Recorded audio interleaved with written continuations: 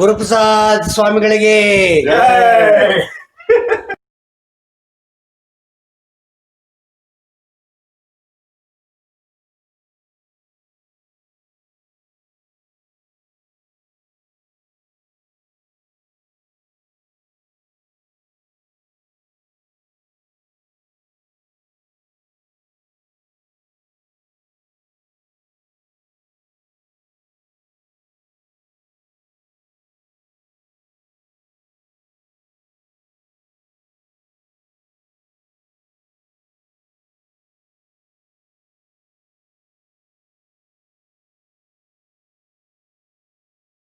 Hey guys, today we are going to examine the Ramappa temple, which shows some solid evidence of rock melting technology. Here you can see Lord Krishna playing his flute and his foot is touching a leaf of this tree. And this beautiful woman is leaning on the stem of the tree. What could be the meaning of this? If Krishna was really playing his flute, the music he made would travel through the tree. If I tap on the stem, it makes a strange metallic sound.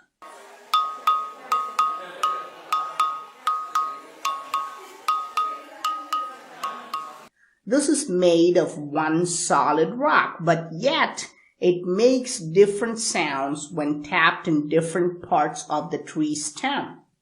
Note the difference in sound.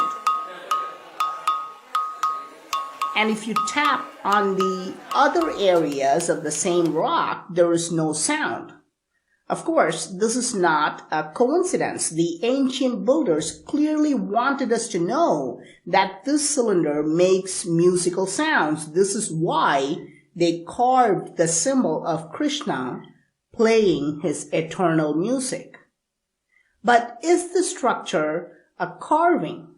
All historians and archaeologists claim that everything in this temple was manually carved by hard labor. But how could you carve a cylinder on rock that makes music? And even more interesting, how do you carve a cylinder which will make different notes when tapped in different areas? And notice the width of the stem. It has the same width from top to bottom.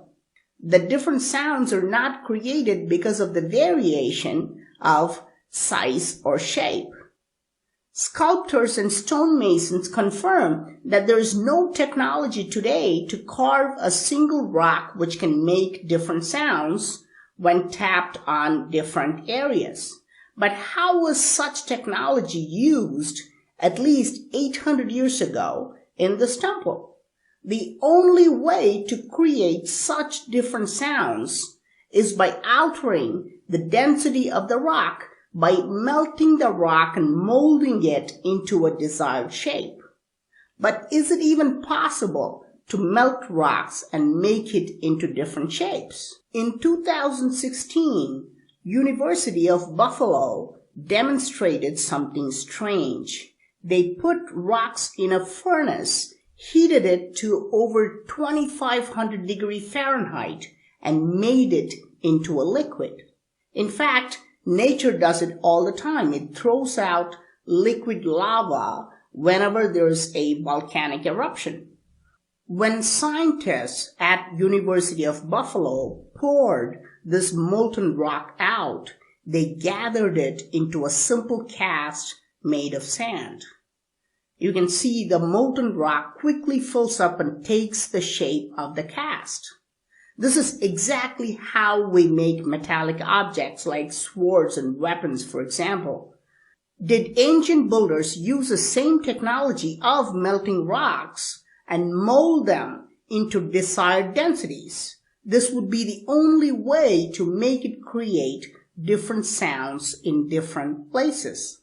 What's really interesting is that University of Buffalo chose the same type of rock as the ancient builders. They're both basalt. Basalt rock has the properties that are ideal for melting and casting into different shapes. But this temple has another interesting evidence of rock melting technology. The pillars in this temple are quite extraordinary with very complex designs, but there's one piece that stands out. Not because it is carved, but because it has been left blank, while all the other pieces on the same level are carved.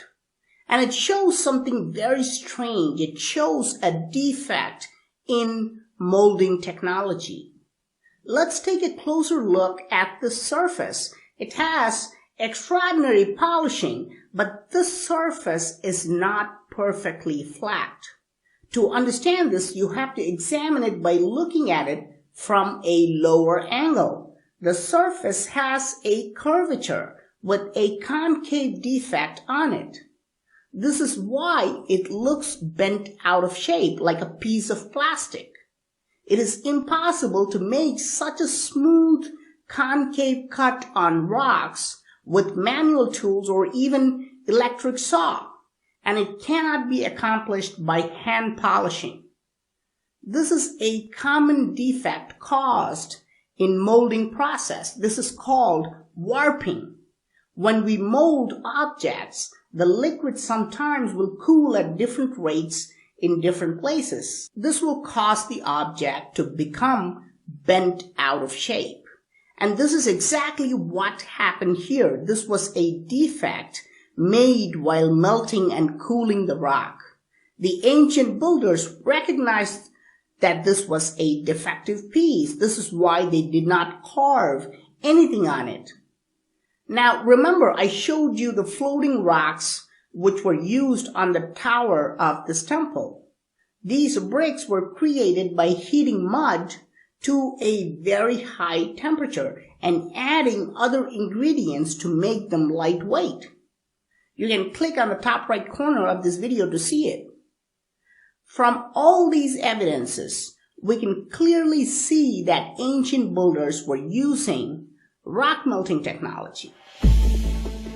Please share this amazing ancient technology with your friends. I'm Praveen Mohan. Thanks a lot for watching. Don't forget to subscribe and also click on the bell button to get all the updates. Please give this video a thumbs up and I will talk to you soon. Bye.